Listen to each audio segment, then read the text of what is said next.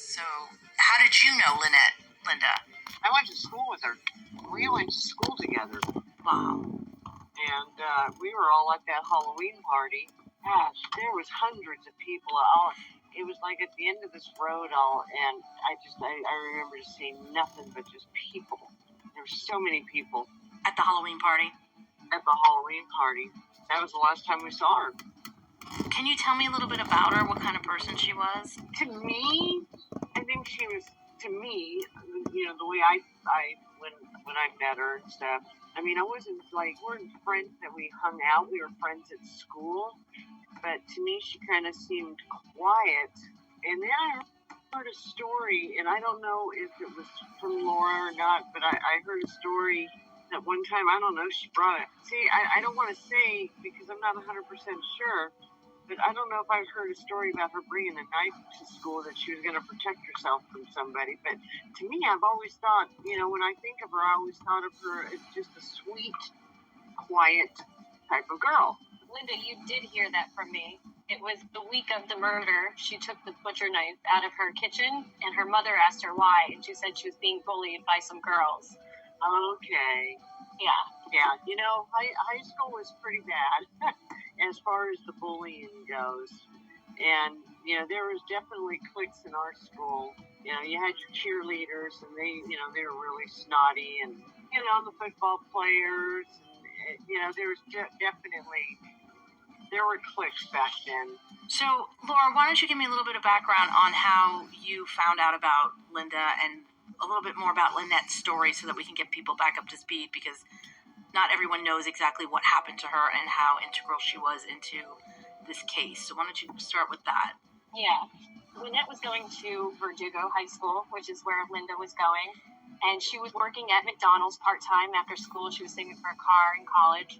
She lived with her mother and her little brother, who she was very, very close to. She almost didn't even go out on Halloween night because she wanted to stay home and take her little brother trick-or-treating. But her mother said, go have some fun. And she went out that night. It's really sad. Mm-hmm. She wore a gypsy costume that night. That's what she was before she changed back into her sweater. And it was actually, what's different about Lynette is this is the only victim that Bittaker and Norris knew prior to the abduction. So Bittaker used to go into McDonald's and just gawk at her and stare at her. And her manager and all of her coworkers, testified at trial that he would just come in and stare at her and try to ask her out a million times. And she was 16 and was like, no, you're weird and you're 38. Right. But they remember him just coming in and literally just sitting at the table, just gawking at her. So, Linda, you were at that Halloween party. Can you tell me what happened that night, Laura? Do you know what went on?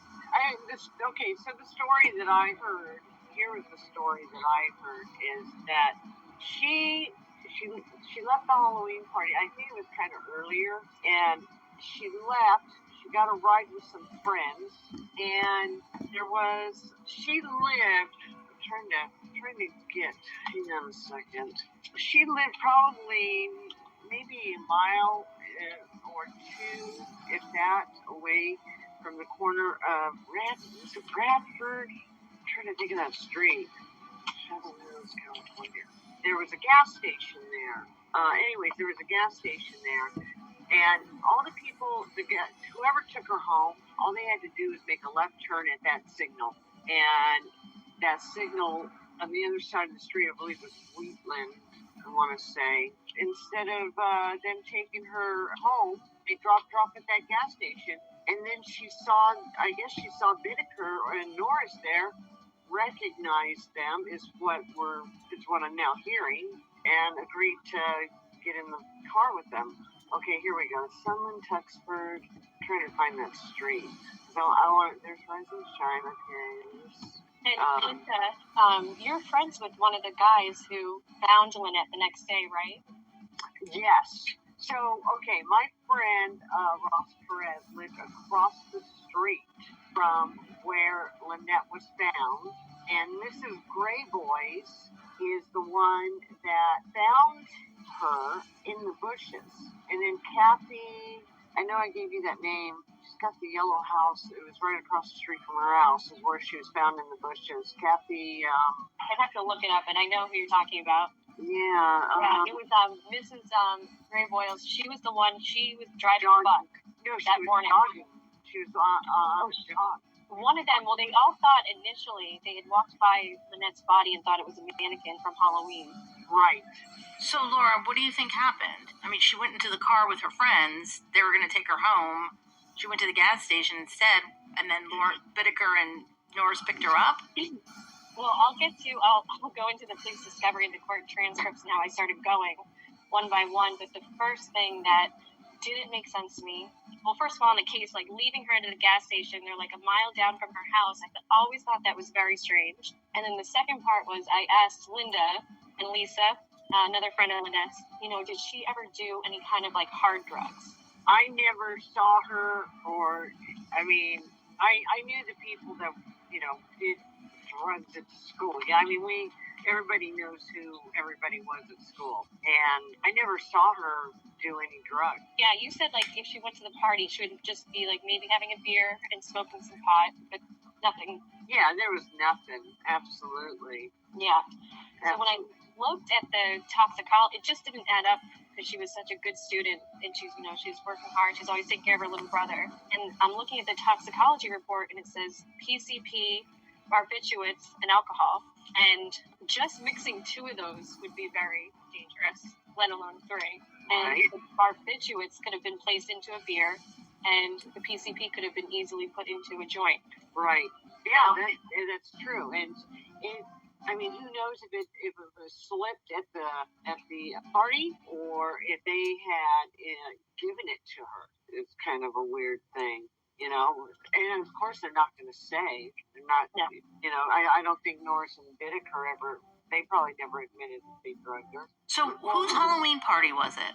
A friend, like a group of people from high school just had a Halloween party? It was actually, these Halloween parties, we would go to, or not specifically a Halloween party. Back then, there were a lot of parties that you would just show up at and you had no clue who was throwing it. Mm-hmm. You didn't have any clue. And what's weird is one of my girlfriends, Vicky, that I've known forever, she said that she was part of that Halloween party, that she threw it, but I never remembered her doing that. I just don't remember that. But I know it was at the end of Wentworth Street, Ora Vista, and Wentworth in Sunland. So Laura, when you went through the police discovery, what did you uncover that you found interesting about this, and what wasn't making sense? Well, a lot. Let's see. The first thing was barbiturates and PCP was found inside Bittaker's motel room 3 weeks later, the same drugs that were in her system. But even more than that is, Linda, don't say their names. I know we've talked about privately, just don't say it while we're recording. I asked you about the brother and the sister who drove her home, and I asked Lisa, and you guys didn't know their names or have... No, I didn't know their names, and I don't think they wanted, afterwards, I don't think they wanted to admit it. And did you check they're not students of Verdugo, right? I think you checked and looked. Yeah, and I don't believe they were. Yeah, I don't believe that they were students. It's kind of funny. I just looked it up. Because it was at the end of the road at Wentworth. Just sent you a picture. Oh, yeah. So Cindy and Rob, I know you guys are catching up to the story. This brother and this sister who drove Lynette home, but nobody knows who they are. They didn't go to Verdugo High School. In the police discovery, I find out that they're actually very close to Bittaker and Norris and hung out at the Scott Motel every day. And they were hanging out with Bittaker and Norris right before the party. That is weird. I never heard that. That is a first. Do you think they were trolling for Bittaker and Norris? Well, I think what happened was, because there was 5 other girls there too, I think the girls were just smoking and drinking at the Scott Motel, and I think they started talking about Lynette, and I think Bittaker just got the idea of like, hey, it's Halloween, why don't we do this? You put this in her joint, put this in her drink, and Norris and I will pick her up and we'll scare her. And the girls probably thought it was funny and it was a prank gone wrong. That's what I think happened. Is she started carrying the knife in her purse because she was bullied that week. It was that week she was like scared of a group of girls. So, I mean, it sounds a little bit like Bittaker and Norris, because they were partying with these kids, they got them to do what they wanted. Yeah. Oh, probably so. I would believe it. Back then, kids would do anything for drugs. So this poor young girl was being harassed by these girls at school who you think were partying with Bittaker and Norris, so they might have basically led her to them. Yeah, pretty much. I mean, I don't know how, and I've asked, the people in law enforcement how this was missed, how these two, this brother and sister, were partying with Bittaker and Norris right before the Halloween party in the van with them, and then suddenly Lynette Ledford gets dropped off by them, but nobody knows who they are. They don't go to Verdugo High School, a mile away from her house, so she has to walk down this one street from the gas station. Mm-hmm. Like, nobody looked into that prior. And no one spoke to these two people? We never heard anything about it. We all thought it was weird. It was like going, how could a friend, I mean, this was everybody was talking at school going, how could somebody do that? All they had to do was turn left and go 1 mile. What made them say, I don't feel like making a left turn. I'm just going to drop you off here at the gas station and you can walk the rest of the way home. Doesn't make sense. It was late at night, and we've never figured that out. Never. Where are these two people now, this brother and sister? The brother died a couple years ago, and I just talked to their little brother. I made contact with him and his wife. Weirdly enough, both of their parents worked at San Luis Obispo, a men's colony where Bittaker and Norris met. Oh my gosh. Which is even weirder. Yeah. At the same time or at different times? Yeah. Huh. Yeah, the dad retired as a sergeant from there. Very weird. Is very weird.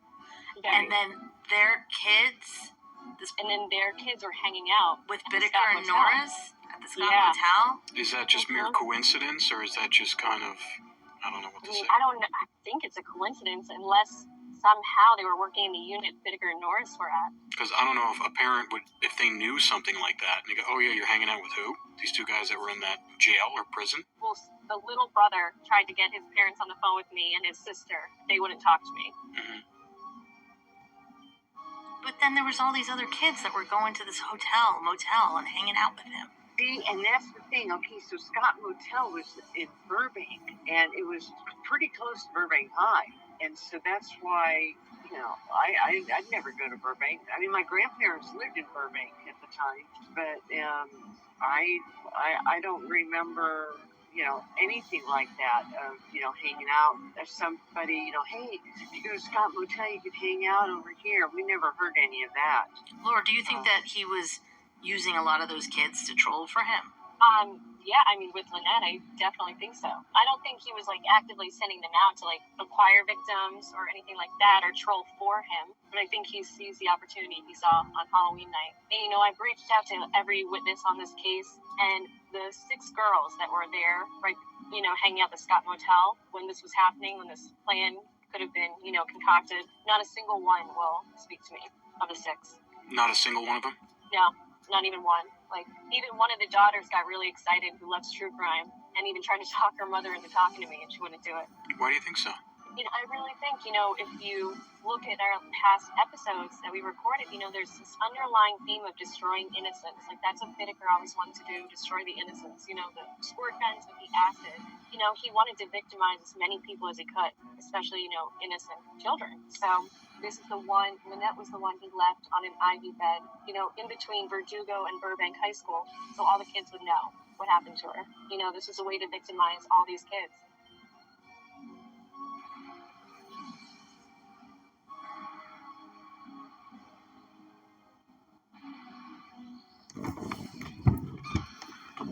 I feel like there's something with the brother and sister that's suspicious, as well as with their parents. Well, I think it's interesting the fact that all these other people that you tried to contact, that they don't want to talk anything about it.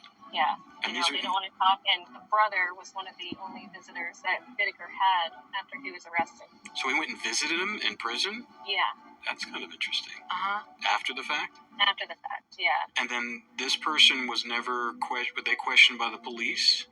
They were both, questioned by the police, and they both testified in court. Mm-hmm. They testified against Bittaker and Norris? Yeah, Or they it was against them.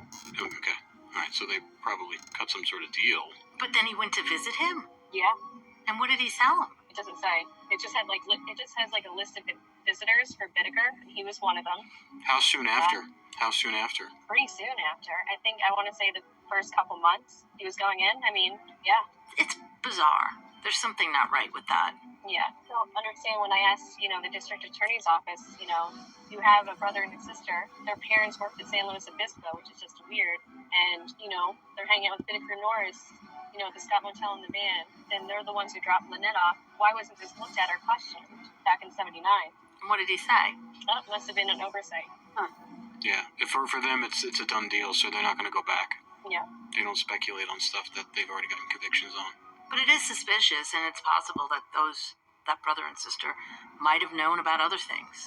Yeah, I would probably say yeah, because Bittaker was playing, the Jackie Gilliam tape to the teenagers and showing a lot of pictures. Mm-hmm.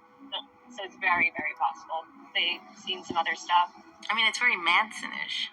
Yeah. Well, it sounds like he was taking these young people and indoctrinating them by letting them party with him and giving them drugs and probably getting them alcohol, and it was probably the party place where they can do whatever they want, and then he used that to manipulate them to do things for him, whether or not they even, unbeknownst to them, that they were basically trolling for him. But this brother and sister is strange because the fact that their parents worked at the place where both those guys were at in San Luis Obispo, and then they connect with them when they get out in Burbank. I mean, to me, that's not a coincidence. If it is a coincidence, it's a really, really strange coincidence. But I think it's highly unlikely that it is. And Bittaker never told you anything about those two? No. He said, you'll find out. He always wanted me to go back and do the investigation and figure it out and come back to him. And this was one I got after he died. It was when I read the court transcripts right after he died. I saw these two names for the people who dropped her off. And I was like, oh my God, that's the same people from the Halloween night at the Scott Motel. And then what happened to his brother, the guy that dropped her off? Well, I was talking to the little brother of both of them. He was too young to be hanging out at the Scott Motel, but he knew about Bittaker Norris. They had talked about it in the family and stuff. And he just said he had talked to his parents and his sister trying to get them to talk to me. And he killed himself right before the Toolbox killer aired. Oh my God. Yeah. Did he know it was coming on? He did. Sounds like a guilty conscience. Something's not right there. Yeah. How old was he when he killed himself? So it's just recently. It's only last year, right? Yeah, it was September. God, they were my age because I'm going to be 60, so... Yeah, probably 50s then. Yeah, late 50s, yeah. Yeah, well, I have a story about the tape. Actually, Linda, I don't even think I've told you this one. The tape was one of the left in the van when Bittaker buried everything, and it wasn't found initially. It was found later on. They had to get a warrant for the van specifically. Paul Bynum and Tom Cray, the lead investigators from Hermosa, listened to one part of the tape, and it was just Bittaker talking to his accountant. And it was a Burbank police officer who actually took the tape and turned it over and listened to the whole tape. It was almost missed completely. And that's when he discovered the Ledford tape. And it hit him so hard because he found out that there were pictures of his son's girlfriend who was a member of his family. And they were actually hunting his son's girlfriend. And he had to listen to the tape thinking about her when he first heard it. Wow.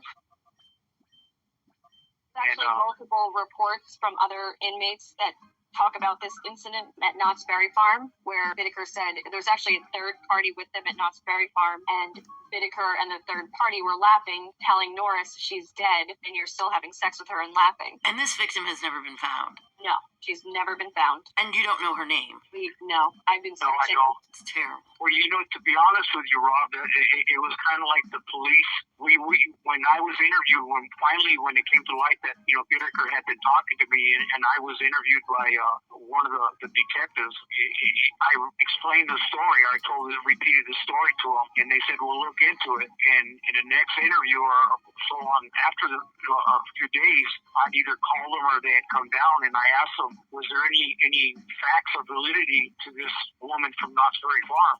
And the answer was, "I don't want to say something that's not true or accurate." It was like we took notes on what you said. We haven't been able to find a missing person or a report from Knott's Berry Farm. So it kind of just fell by the wayside. And I just want to read all three of you something from the police discovery. This is from the report when Joe Jackson went to authorities about Bittaker and Norris. And this is from Paul Bynum, the lead detective on the case. This is from his notes on that meeting with Jackson that day. He met with him. And who's Jackson again? Remind people who Jackson is. Joe Jackson is the one who turned Bittaker and Norris in. He had met Norris way back when they were in Tuscadero. He's also a serial rapist like Norris. And they also were all housed in D Block in CMC East. And they all got out around the same time, moved to Los Angeles. But this was from Paul's notes. Paul pretty much asked Jackson, why is he coming forward and telling him all this stuff? And the first thing that Jackson told Paul was there were 6 murders. And he said, when I go talk to Bittaker and Norris, what are they going to tell me about you? And Jackson states, they're going to tell you I was involved in a Knott's Berry Farm murder, but it's bullshit. And then the interview ends. Interesting. Do you think he was? I don't know. I mean, all the reports from Los Angeles County say there was a third person there. Anthony, you could speak more to that. Do you remember Bittaker talking about a third person? I do vaguely, and they just never pursued it as far as being an actual case or having evidence to pursue it. But Bittaker had mentioned there was a victim from the Knott's Berry Farm. Joe Jackson was working with Bittaker and Norris for a period of time. We know he was trolling with them because he was arrested in Santa Monica with Norris, prowling the neighborhood with stockings over their head, looking for a victim to rape, so they were arrested, got right out, on bail. And I know Jackson would go with them to Redondo Pier, the Hermosa Strand, and photograph the girls as well. And I tracked down a witness. So the woman who was working for the police department who ran that plate for Bittaker, she had 4 daughters, and Bittaker was obsessed with one of her daughters. And we know that when I talked to the girls, Bittaker and Norris had taken these girls to Knott's Berry Farm without the mother, and the girls had begged the mother. Bittaker and Norris really creeped them out, and Bittaker had touched one of the girls, and the mother still let them around her children. It's a really sick story. But the youngest girl, Elizabeth, I spoke to, she just passed away, but I had one interview with her before she did pass away, and she remembers Bittaker and Norris leaving to go to Knott's Berry Farm and meeting a third guy. And I said, Elizabeth, if I showed you a picture, would you remember who this third guy was? Because she said she only remembered him by his nickname, and his nickname was Red. And I sent her some pictures, and she said, that's him. And who was it? Jackson. Where is he now? Oregon. So he's not, is he in prison? No. So there was no follow-up on that? No follow-up. I contacted Tom Cray, who was Paul Bynum's partner. They were the lead investigators on the Bittaker-Norris case out of Hermosa Beach. So when I contacted Tom, I had told him about Knott's Berry Farm, and he was shocked. He was very shocked because he had not seen the reports from the jailhouse, and his partner Paul had never told him what Jackson told him in that first interview. Tom Cray was off that day, so Paul went alone to interview Jackson, but Paul never told Tom for whatever reason that Jackson said, they're going to tell you about a Knott's Berry Farm, but it's all bullshit. Tom was shocked when I told him, and I said, Tom, I'm looking over the evidence list that was collected at Norris's, and it says right in the evidence list, Knott's Berry Farm tickets were taken into evidence. I go, is there any way to find out a date on those Knott's Berry Farm tickets? Tom goes, I'm going to call Hermosa PD to see if I can get the evidence out for you. So Tom called Hermosa PD trying to get the evidence out to get me the dates on those ticket stubs of Knott's Berry Farm. But the evidence had been transferred to the sheriff's department. So now they have it. They have it, yeah. And you don't have it. And Tom couldn't get it out from the sheriff. We can try. I've been trying, yeah. Okay. This was a victim Bittaker actually spoke to me about, and Jason, who was the PI on his case, who we spoke with, he remembers her too. There's a lot of mentions of this girl, Gretchen, and she was a young blonde. Bittaker met her at a gas station and wrote down her license plate and tried to follow her around. And at the time, Norris had a friend who was working for the police, and Bittaker called her and said, can you run this plate for me? I accidentally hit her and I drove away and I feel so bad, and I'm on parole and I just want to send her the money. So she ran the plate and it came back, her address came back to the Church of Scientology. And that's when him and Norris started going to the Church of Scientology, and they found her, and they even went inside and tried to even join the church, and they tried to tap the phone lines of the Church of Scientology to find out her address and more information about her. They hunted this girl very hard. All I have is a first name, Gretchen, and I know she was blonde, blue-eyed, young, was part of the Church of Scientology, but there's no last name mentioned about her. I've tried to contact the church just to see if they had a girl named Gretchen around that time. It says she was a teacher there, a teacher of ethics, but I cannot find her last name, and I don't know if she's alive or not. Let's just talk about the tape for a second, because the tape is just so disturbing to me. I mean, I think it's... I've heard 30 seconds of it, and, listening to how Anthony reacted when he was recalling it, I had like that same visceral reaction. Thinking back to that 30-second clip, it feels like someone is reaching down inside of you and just squeezing like your intestines. It's to hear her screams, just bone-chilling, blood-curdling screams, and you hear him hitting her, and you just hear the torture and just how badly she's just screaming, and she's being killed, and it's even 30 seconds. 30 seconds, like, I couldn't even go on. And those tapes were recovered from his van? Yeah, that was the only one recovered. The rest of them, like, he took tapes of Jackie Gilliam. He told me privately he took some stuff of Andrea Hall and Cindy, too. There was a lot of audio tapes. And then Christina was one of the witnesses who came forward, who said she heard the 12 to 13 different girls screaming, which I've labeled the scream tape, that Dina Moody said she saw under the fridge. They were buried. Whitaker buried most of the evidence because he got tipped off the cops were at Norris's place. And that's the buried evidence that has never been recovered. Mm-hmm.